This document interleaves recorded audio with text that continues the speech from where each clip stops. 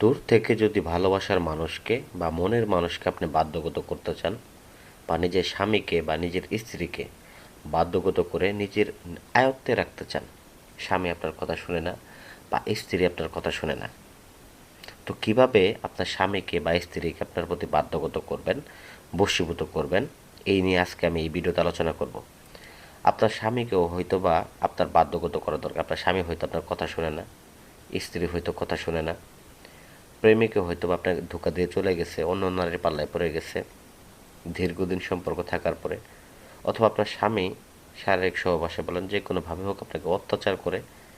তো এখন কিভাবে এর এর থেকে আপনি বাঁচবেন? তো অনেক ভাইয়েরা এবং বোনেরা আমাদেরকে ফোন দেন যে ভাই, এই কাজটা আমাদেরকে করে দেন, বা আমি অনেক জায়গায় কাজটা করছি, কাজটা করতে পারি নাই, শরীর বন্ধ, এমুক সমস্যা তমুক সমস্যা।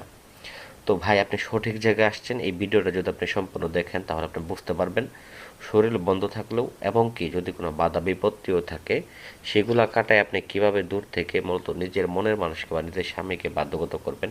এটার মাধ্যমে আপনি নিজেরটা নিজে করতে পারবেন। আমার মাধ্যমে যে করতে হবে এমনটা না।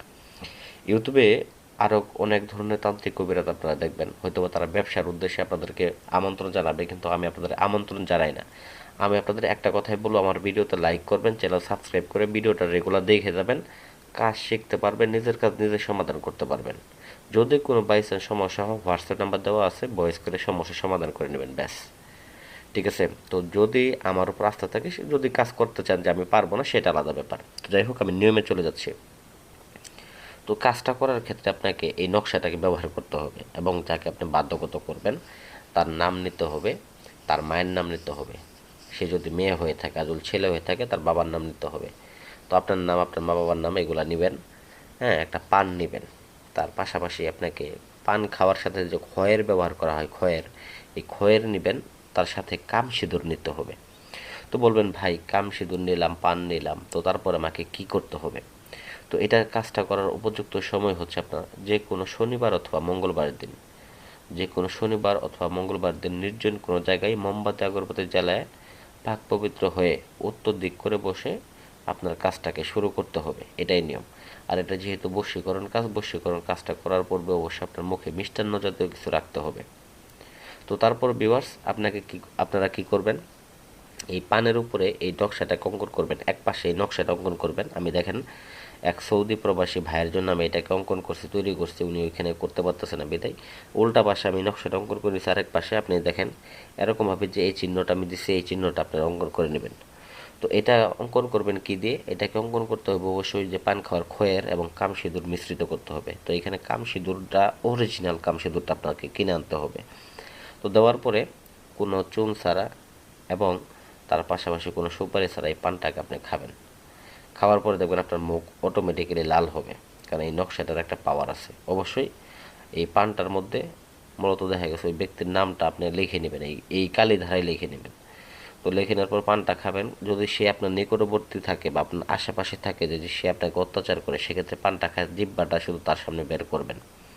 এবং এটা করার, জিহ্বাটা বের করার পূর্বে আপনাকে যে কাজটা করতে হবে, এটাকে আরেকটা কাগজের মধ্যে অঙ্কন করে তার নাম, আপনার নাম, এগুলা লিখে নিয়ে আপনাকে এটাকে কী করতে হবে, একটা তাবিজের মধ্যে ভরে নিতে হবে। তাবিজটা অবশ্যই 3 ধাতুর তাবিজ নিতে হবে।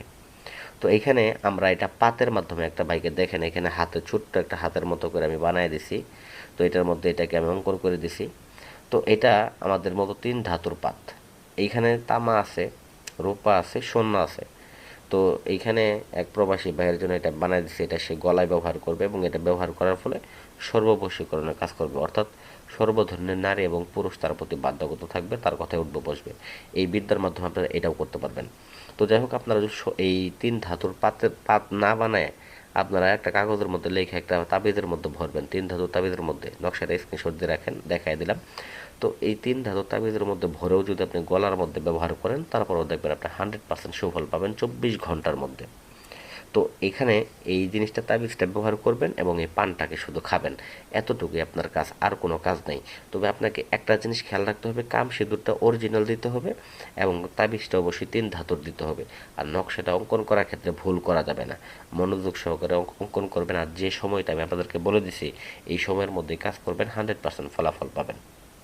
তো এছাড়াও আরও কিছু যদি জানার অসুবিধা থাকে স্ক্রিনের নাম্বারে যোগাযোগ করবেন, আমরা আপনাদের তথ্য দিয়ে সহায়তা করব। তবে দেখা গেছে যারা একেবারে মতো অপারক করতে পারেন না, দেশের মাইলস আমরা ম্যানেজ করতে পারেন, দেশের বাইরে থাকেন, তারা যোগাযোগ করবেন। আমরা ইনশাল্লাহ আপনাদের কাছে আমরা নিজেরা দায়িত্ব নিয়ে আপনাদের কাছে সমাধান করে দেব, এতটুকু নিশ্চয়তা দিতে পারি।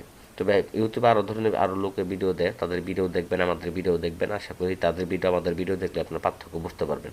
আর আমাদের ভিডিও আমি ব্যবসার উদ্দেশ্যে বানাইনি, শুধুমাত্র ভিডিওতে লাইক কমেন্ট করলে এবং চ্যানেলটা সাবস্ক্রাইব করলে আমি খুশি। তো যাই হোক, ভিডিওটা ভালো লাগলে ভিডিও লাইক করবেন অবশ্যই। ধন্যবাদ সবাইকে, ভালো থাকবেন, সুস্থ থাকবেন।